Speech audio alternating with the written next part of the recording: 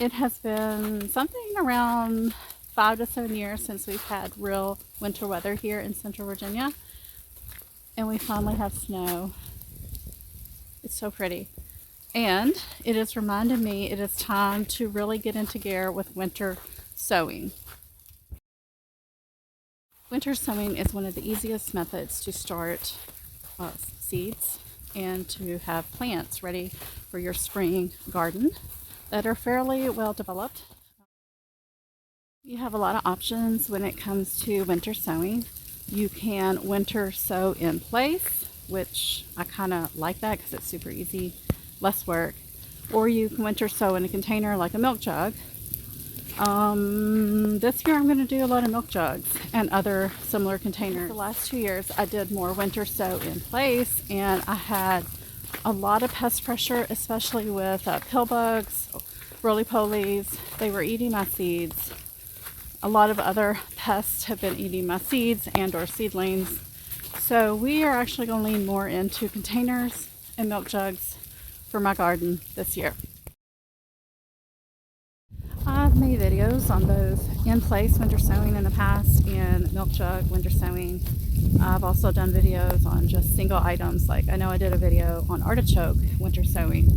And yeah, if you want to grow artichokes right now, it's probably the time to start. So in this video, I'm just going to kind of think about what I need to get started with the milk jug winter sowing, and we'll just talk about that as we finish up this walk. It's starting to get really cold, and we have more snow coming around 5, 6 o'clock, and it's going to get really cold tonight. So all of this wet sloshiness is going to freeze over. So your most expensive items with getting started winter sowing in milk jugs, your seeds and your soil. I would spend your money on the soil. You want a good quality potting mix. You do not want any potting mix that resembles anything mulch-like with big chunks of sticks, wood. You want a nice fluffy soil. So put your money into your soil, and you will need about, say, a good 4 or 5 inches per milk jug.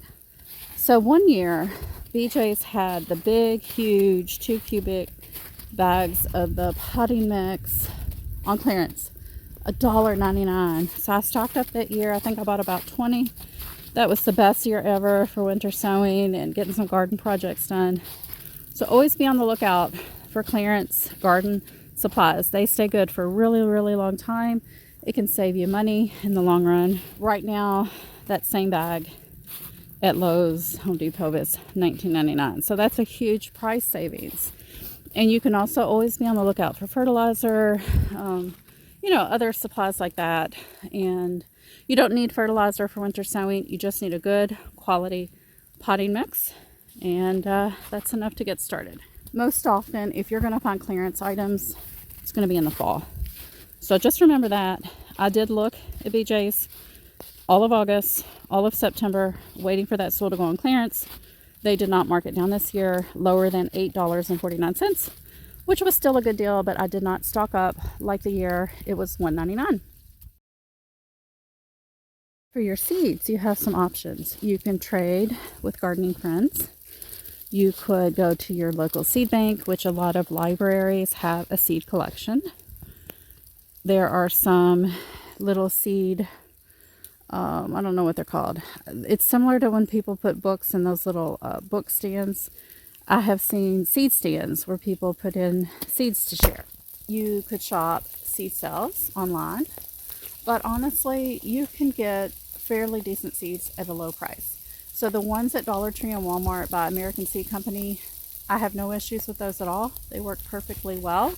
In fact, last year I did an experiment. I bought poblano seeds from Botanical Interest, and then I bought the ones from American Seed at Walmart.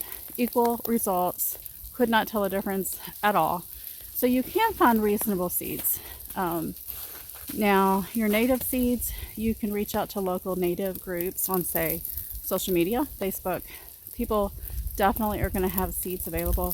In the spring, you will see swaps for plants, but there's also seed swaps that go on earlier in the year, probably really soon. You could possibly swap seeds that way. I guess what I'm trying to get at is that seed cost is fairly low compared to your soil cost, and you can find a way around getting some good quality seeds. And so then you got to think about soil.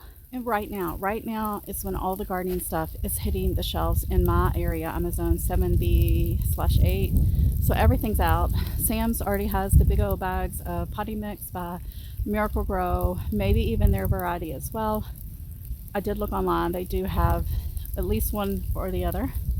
That is cheaper than buying it at, say, Lowe's or Home Depot. But you can go to those box stores and look for ripped bags of soil, and usually you can get those half price. So there's a few little things you can work around there to get some soil at a more reasonable price, but overall it's going to be your most expensive item. I just wanted to show y'all these bird prints in the snow. You can see the human adult prints. Look at how large. I'm thinking this might be from a blue heron, a great blue heron, because they are really big. Bigger than my dog's footprints. So now that you've kind of thought about reasonable cost for soil, reasonable cost and or free sources of seeds, you're going to think about the containers. You can use all of your own recyclables from your own home. That's usually all I ever have to do. And you can save them year to year. You can see there's Tonto's paw prints now. You can also reach out on social media for containers as well. You know, just put a post on one of the free boards. I'm looking for milk jugs, clear containers of sorts. You do want your containers to be clear, or mostly clear. They can be slightly opaque. You just want the sunlight to be able to get into the container.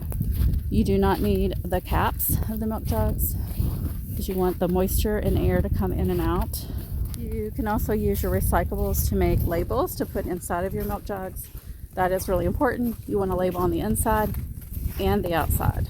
So start collecting yogurt tubs, some kind of white or light colored plastic material that you can write on with some type of permanent marker that hopefully is waterproof. You will need some type of instrument or instruments to make holes in the bottom of your containers, say a soldering iron, a hot glue gun, a drill bit, just something, even a knife, you could do that. And lastly, you need something to close your containers with. So let's say duct tape, or kind of I'm leaning more into other ways instead of using duct tape because you have to throw it away. I'm thinking about just drilling a hole in the top of the milk jug at the cut line and then the bottom of the cut line and using just a twist tie to hold it together. If you're in a more Arctic cold region, you may want the duct tape, something more insulating. But for me, I will do well just to have a temporary, easy on-off closure because our weather is up and down. So I need a way to sometimes pop those lids open if we're going to get, say, above probably 65 degrees during the day. And I will be putting my milk jugs in part sun just so I have more control over the heat in the sun and not cooking the plants inside of those containers. If you're more in a really cool area, you can probably just leave your containers in full sun if you don't have to worry about the up and down temperature ranges. So now that Christmas and the New Year's has passed, I can get busy thinking about my winter sowing. I have a hard time doing any of that before everyone gets back into work and school schedules. So that is happening. Well, it would have happened today, but we had all the snow, so school was closed. And but that's okay because we're having a good day. But now it is time to gather my seeds.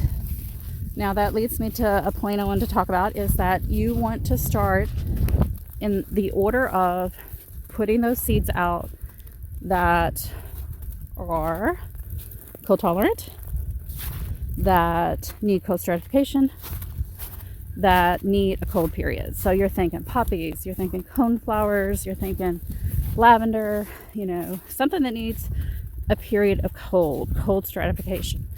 So you can just Google the name of the seed you have and Google, does it need cold stratification? If it does, go ahead, put those out right now. They need this. They need the cold, they need the snow.